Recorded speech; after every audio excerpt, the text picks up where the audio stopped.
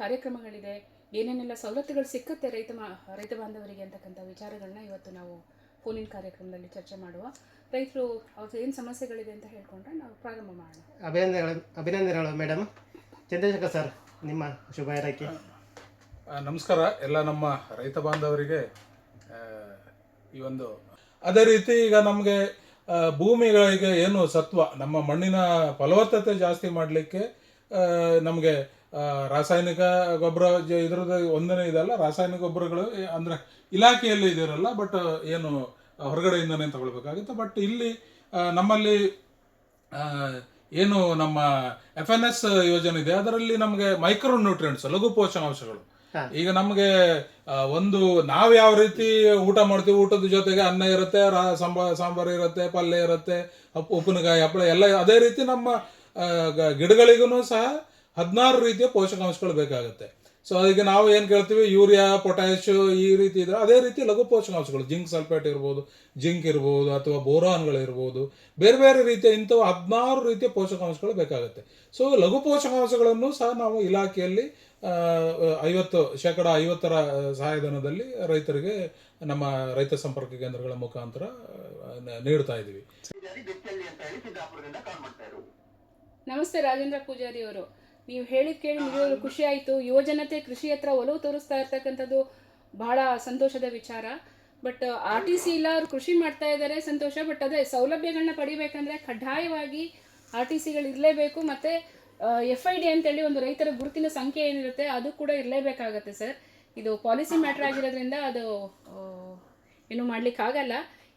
ಅವರ ಹೆಸರಿಗೆ ಜಮೀನ ಪರಿವರ್ತನೆ ಮಾಡ್ಕೊಳ್ಳಿಕ್ಕೆ ಏನೆಲ್ಲ ತೊಡಕುಗಳಿದೆ, ಅಲ್ಲಿ ಏನಾದರೂ ಸಹಾಯ ಬೇಕಂತಂದ್ರೆ ಕಂದಾಯ ಇಲಾಖೆಗಳಲ್ಲಿ ಅವರು ಭೇಟಿ ಮಾಡಿ ಅವ್ರ ಹೆಸರಿಗೆ ಮಾಡಿಸ್ಕೊಳ್ಬಹುದು.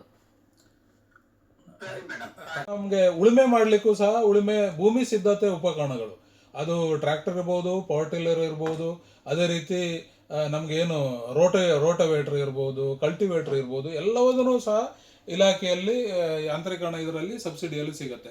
ಸಾಮಾನ್ಯ ವರ್ಗದ ರೈತರಿಗೆ 50%, ಪರಿಶಿಷ್ಟ ಜಾತಿ ಪಂಗಡದ ರೈತರಿಗೆ 90%. ಬಟ್ ಕಾಡು ಪ್ರಾಣಿಗಳಿಂದ ಹಾನಿ ಆದರೆ ಏನಾದ್ರೂ ಪರಿಹಾರ ಇದೆಯಾ ಅಂತ ಬಹುಶಃ ಕೇಳ್ತಾ ಇದ್ದೀರಿ ಅನ್ಸುತ್ತಲ್ವಾ? ಅಲ್ಲಿ ಕಾಡು ಪ್ರಾಣಿ ತುಂಬಾ ಸಮಸ್ಯೆ ಇದೆ ಅಂತೆ.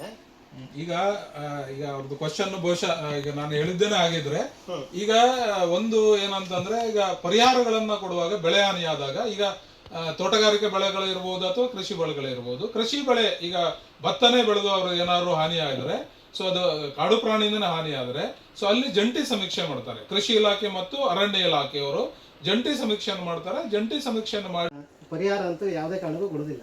ಅಲ್ಲ, ಯಾವ್ದು ಪರ್ಟಿಕ್ಯುಲರ್ ಕೇಸ್ ಅಂತ ಹೇಳಿದ್ರೆ ಬೇಕಾದ್ರೆ ಅದನ್ನ ನಾವು ಫಾಲೋ ಅಪ್ ಮಾಡಿ ಇದು ಮಾಡಿಸೋಣ. ಸರಿ ಸರ್, ಧನ್ಯವಾದಗಳು ರಾಘೇಂದ್ರ ಅವರೇ. ಮೇಡಮ್, ಈಗ ಕೃಷಿ ಇಲಾಖೆ ಅಥವಾ ಬೇರೆ ಇಲಾಖೆ, ತೋಟಗಾರಿಕೆ ಇಲಾಖೆ, ಬೇರೆ ಇಲಾಖೆ ಬಂದಾಗ ಗೂಗಲ್ ಮೀಟ್ ಮಾಡ್ತಾ ಇರ್ತಾರೆ.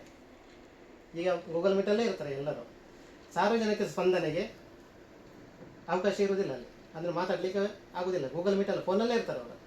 ಆವಾಗ ರೈತರು ಹೆಂಗೆ ಮಾಡಬೇಕು, ಅವ್ರ ಸಮಸ್ಯೆಗಳನ್ನ ಎಲ್ಲಿ ಹೇಳಬೇಕು? ಅಲ್ಲ, ಒಂದು ನಿಮಿಷ. ನೀವು ಅದಕ್ಕೋಸ್ಕರನೇ ನಿಮ್ಮ ಹೋಬಳಿ ಮಟ್ಟದಲ್ಲಿ ರೈತ ಸಂಪರ್ಕ ಕೇಂದ್ರಗಳನ್ನ ಮಾಡಿರ್ತಕ್ಕಂಥದ್ದು. ಅಲ್ಲಿ ತೋಟಗಾರಿಕೆಯವರು ಇರ್ತಾರೆ, ರೇಷ್ಮೆಯವರು ಇರ್ತಾರೆ, ಕೃಷಿ ಇಲಾಖೆಯವರು ಇರ್ತಾರೆ, ಆಯ್ತಾ? ಸೊ ಹಾಗಾಗಿ ನಿಮ್ಮ ಸಮಸ್ಯೆಗಳಿದ್ದಾಗ ಫಸ್ಟ್ ಅಲ್ಲಿ ಹೋಗಿ. ಏನಾಗುತ್ತೆ, ನೀವು ಹೆಡ್ ಆಫೀಸ್ಗೆ ಅಥವಾ ಡಿಸ್ಟ್ರಿಕ್ಟ್ ಲೆವೆಲ್ ಆಫೀಸಸ್ಗೆ ಬಂದಾಗ ಸಾಧಾರಣವಾಗಿ ದಿನಕ್ಕೆ ಒಂದಲ್ಲ ಒಂದು ಮೀಟಿಂಗ್ಗಳು ಇದ್ದೇ ಇರುತ್ತೆ. ಹೌದು ಹೌದು. ಅದಕ್ಕೋಸ್ಕರ ಪ್ರತಿ ಸೋಮವಾರ ನಾವು ಹೆಡ್ ಕ್ವಾರ್ಟರ್ಲ್ಲೇ ಇದ್ದು ಆ ರೀತಿಯ ಒಂದು ಏನಾದ್ರು ರೈತರ ಸಮಸ್ಯೆಗಳಿದ್ರೆ ಅಲ್ಲಿಯೇ ಇದ್ದು ಅವರಿಗೆ ಸ್ಪಂದಿಸಬೇಕು ಅಂತಕ್ಕಂಥದ್ದಕ್ಕೋಸ್ಕರ ನಾವು ಸೋಮವಾರ ಎಲ್ಲೂ ಹೋಗೋದಿಲ್ಲ, ಅಲ್ಲೇ ಇರ್ತೀವಿ. ಗೂಗಲ್ ಮೀಟ್ಸು ಇರುತ್ತೆ, ಫೀಲ್ಡಿಗೂ ಹೋಗ್ಬೇಕಾಗತ್ತೆ, ಎಲ್ಲವೂ ಇರುತ್ತೆ. ಬಟ್ ನೀವು ರೈತ ಸಂಪರ್ಕ ಕೇಂದ್ರಕ್ಕೆ ಹೋದಾಗ ಅಲ್ಲಿ ಇದ್ದೇ ಇರ್ತಾರೆ. ರೈತ ಸಂಪರ್ಕ ಕೇಂದ್ರ ಯಾವಾಗ್ಲೂ ಓಪನ್ ಇರುತ್ತೆ, ನಿಮಗೆ ಖಂಡಿತ ಸ್ಪಂದನೆ ಸಿಕ್ಕೇ ಸಿಗುತ್ತೆ. ನೀವು ಅಲ್ಲಿ ಹೋಗಿ ನಿಮ್ದು ಏನಾದ್ರು ಅಹವಾಲುಗಳಿದ್ರೆ ಹೇಳ್ಬೋದು. ಅಲ್ಲಿ ಸಿಕ್ಕಿ ಫೋನ್ ಮಾಡ್ತಾರೆ. ಬಟ್ ಅವ್ರು ಫೋನ್ ಮಾಡಿದಾಗ ನಿಮ್ಮ ಕೃಷಿ ಸಖಿ ಹತ್ರ ಕೇಳಿ ಅಂದಾಗ, ನಮ್ಮೂರಲ್ಲಿ ಕೃಷಿ ಸಖಿ ಇದ್ರ ಹಾಕಿ ಅಂತ ಅವ್ರು ಗಗನ ಸಖಿ ಅಂತ ಕೇಳಿದ್ದೇವೆ, ಕೃಷಿ ಸಖಿ ಅಂತ ಕೇಳಿಲ್ಲ ಅಂತ ರೈತರು ಹೇಳ್ತಾರೆ. ಅಲ್ಲ, ಒಂದ್ ನಿಮಿಷ ಪ್ರವೀಣ್ ಅವರೇ, ಕೃಷಿ ಸಖಿಯರನ್ನ ಅಪಾಯಿಂಟ್ ಮಾಡ್ತಕ್ಕಂಥದ್ದು ಗ್ರಾಮೀಣಾಭಿವೃದ್ಧಿ ಇಲಾಖೆಯ ವತಿಯಿಂದ ಮಾಡಿರ್ತಕ್ಕಂಥದ್ದು. ಗ್ರಾಮ ಪಂಚಾಯತಿ ಮಟ್ಟದಲ್ಲಿ ಒಬ್ರು ಇರ್ತಾರೆ, ಅವರು ಹಳ್ಳಿಗೆ ಒಬ್ರು ಇರೋದಿಲ್ಲ, ಗ್ರಾಮ ಪಂಚಾಯತಿ ಮಟ್ಟದಲ್ಲಿ ಇರ್ತಾರೆ. ಅವರ ಸಂಖ್ಯೆ ಸಿಕ್ಕೇ ಸಿಗುತ್ತೆ ನಿಮ್ಗೆ. ಕೃಷಿ ಸಖಿಯರು ಇತ್ತೀಚೆಗೆ ಬಂದಿರ್ತಕ್ಕಂಥದ್ದು. 4 ವರ್ಷ ಆಯ್ತು ಮೇಡಮ್ ಬಂದವರು. ಹೌದು ಹೌದು. ಅವರಿಗೆ ಗ್ರಾಮೀಣಾಭಿವೃದ್ಧಿ ಕೆಲಸಗಳ ಜೊತೆಗೆ ಕೃಷಿ ಇಲಾಖೆ ಕೆಲಸಗಳನ್ನು ಮಾಡಬೇಕಾಗುತ್ತೆ. ಕೆಲವೊಂದು ಒಬ್ಬರಿಗೆ ಪಶುಸಂಗೋಪನಾ ಇಲಾಖೆಯಿಂದ ತಗೊಂಡಿದ್ದಾರೆ, ಅವ್ರಿಗೆ ಅವರು ಕೂಡ ಒಂದಷ್ಟು ಗೌರವಧನ ಕೊಡೋದ್ರಿಂದ ಅವ್ರಿಗೆ ಕೊಡ್ತಕ್ಕಂಥದ್ದು ಲಿಮಿಟೆಡ್ ಅಮೌಂಟ್, ಸರಿ, ಖಾಲಿ 3,500 ಏನೋ ಕೊಡ್ತೀವಿ ಅವರಿಗೆ.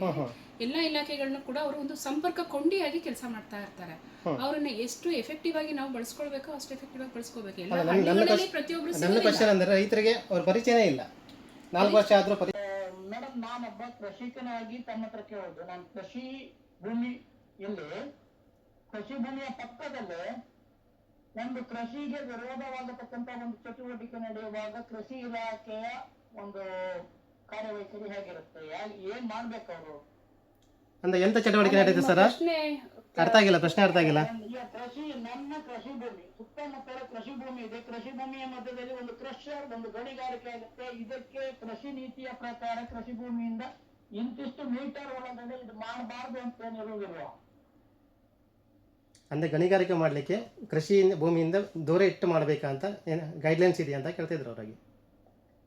ಕ್ರಷರ್ ಮಾಡೋದು ಗಣಿ ಇಲಾಖೆಯವರೆಗೇನೆ ಒಂದು ಸ್ವಲ್ಪ ಕೇಳಬೇಕು. ಅದು ಗಣಿ ಕ್ರಷರ್ ಮಾಡಲಿಕ್ಕೆ ಪರ್ಮಿಷನ್ ಕೊಡ್ತಕ್ಕಂಥವ್ರು ಗಣಿ ಇಲಾಖೆಯವರಾಗಿರೋದ್ರಿಂದ ಅವರ ಒಂದು ಮಾನದಂಡಗಳಲ್ಲಿ ಏನಿದೆ ಅದನ್ನ ನೋಡ್ಕೊಂಡು ಕೊಟ್ಟಿರ್ತಾರೆ. ಅದರಲ್ಲಿ ನಮ್ಮ ಕೃಷಿ ಇಲಾಖೆ ಪಾತ್ರ ಇರ್ಲಿಕ್ಕಿಲ್ಲ. ಅಲ್ಲ, ಅವ್ರು ಹೇಳೋದು ಗಣಿ ಈ ಕ್ರಷರಿಂದ ಕೃಷಿಗೆ